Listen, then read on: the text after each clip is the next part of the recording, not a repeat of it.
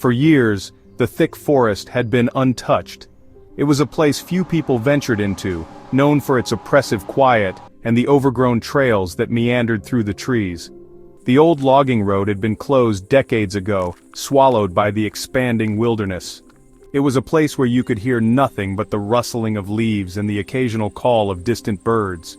But all of that changed when the government decided to build a new highway. The project was praised at first. The highway would connect two growing cities, cutting travel time in half.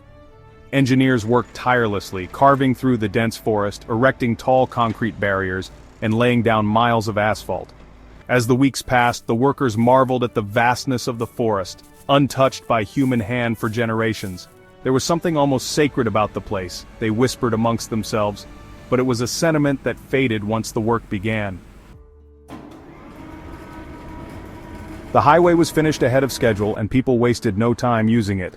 For the first few weeks it was nothing more than a smooth, perfect road cutting through the once still forest.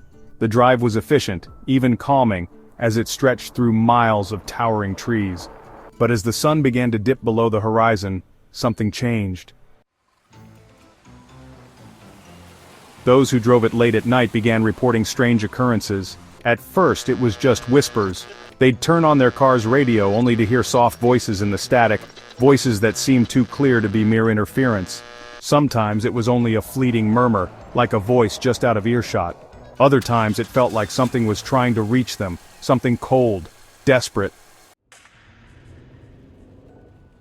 One driver, alone on the road in the late hours, heard the voices growing louder. They called to him, pleading with him to stop, to turn back, but there was nothing. Nothing but the endless stretch of dark highway. And yet, the voices persisted, growing more frantic, more anguished. They seemed to echo in his ears, resonating with his every heartbeat. He could feel the air growing colder, his skin prickling, as if something unseen was moving around him. He didn't stop. He kept driving, his grip tightening on the steering wheel, unable to make sense of what he was hearing. His headlights illuminated nothing but the empty road and the thick trees on either side. But the voices never stopped. They twisted, sharp and guttural, their tones shifting from pleading to something far darker. The man's pulse quickened, his breath grew shallow. In the following days, more reports came in, stories of other travelers who heard the same voices. Some said they had turned back, only to find that the road behind them had vanished, replaced by an endless loop, as if they were driving in circles. Others spoke of seeing figures in the trees, shadows that would dart out of view just as the headlights swept over them. But the worst stories came from those who refused to listen. A trucker, hauling goods down the highway in the middle of the night, reported seeing something strange at the edge of the road. Figures emerging from the forest, pale and contorted, moving unnaturally, as though they were not truly human. He slammed his foot on the gas, desperate to get away, but the figures did not vanish. They followed, keeping pace with his truck, their hands clawing at the air, their faces twisted in agony. The trucker never made it to his destination. News spread quickly, though no one could explain it. Some whispered about the highway being cursed. Others said it was the work of a madman, someone who had planted strange devices in the forest to interfere with the minds of those who traveled it. But the truth was darker, far more disturbing. For as the highway was built, the workers had unknowingly disturbed something ancient, something that had been hidden in the very heart of the forest. They had broken a boundary that should never have been crossed. The forest had always been a place of the forgotten, a place where memories lingered like old ghosts. The cries of those who had once perished there, long before the road was even a thought, were still there. The highway, cutting through the dense woods, had disturbed the resting place of the dead, awakening them in ways no one could understand. And so, the voices grew louder, more desperate, as if begging to be heard. They called to those who drove the highway, warning them, pleading with them to turn around. The closer you got to the center of the forest, the louder the voices became. They filled the car, vibrating through the air, creeping under your skin, whispering promises of terrible truths if you just turned back before it was too late. The man who had been the first to experience the voices soon became obsessed. He began driving the highway every night, hoping to understand what was happening. But as the days passed, he became more and more withdrawn, his once pristine car now a wreck. His eyes were hollow, bloodshot, and unblinking. He no longer spoke, but when he did, it was only in a soft, hoarse whisper. He spoke of the shadows in the trees, of the figures that crawled and dragged themselves across the road, of the cold touch of the forest, its hands on his chest, his throat. He had become one of them, a victim of the road. And then one evening another traveler, a woman in a small sedan, made the mistake of driving that road in the dead of night. She hadn't heard the stories, or perhaps she hadn't believed them. As she drove, her headlights slicing through the thick darkness, she first heard the voices, so faint she almost thought they were part of her imagination.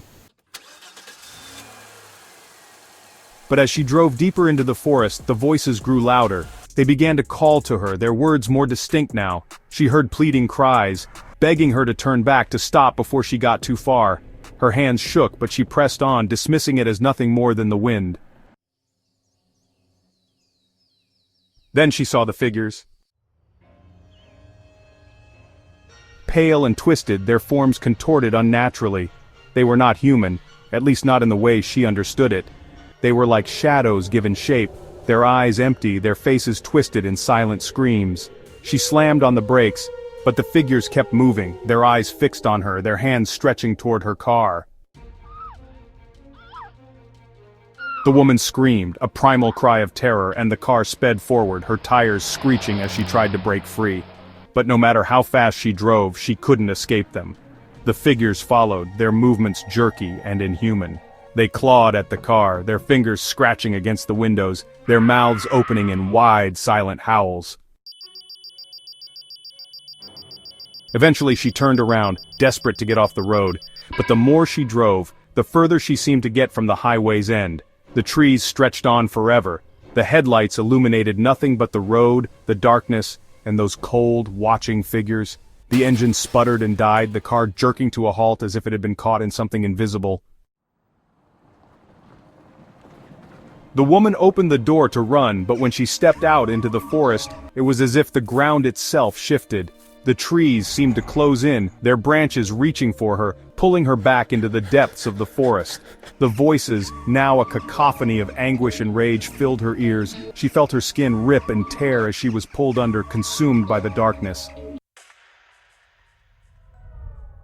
The highway continued to stretch, always open, always waiting for the next traveler. The voices never stopped, the figures never ceased their pursuit. There was no escape, no end.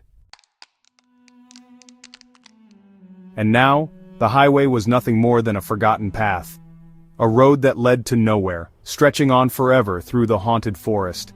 The memories of those who dared to travel it lingered like an echo, waiting for the next car to come, waiting for the next soul to fall prey to the endless whispering of the voices, the cruel calling of the forest. And if you were to drive it tonight, you might still hear the faint whispers, soft at first, growing louder as the trees press in as the darkness takes hold. But by the time you realize the truth, by the time you understand that it's too late, it will already be too late. You will never leave.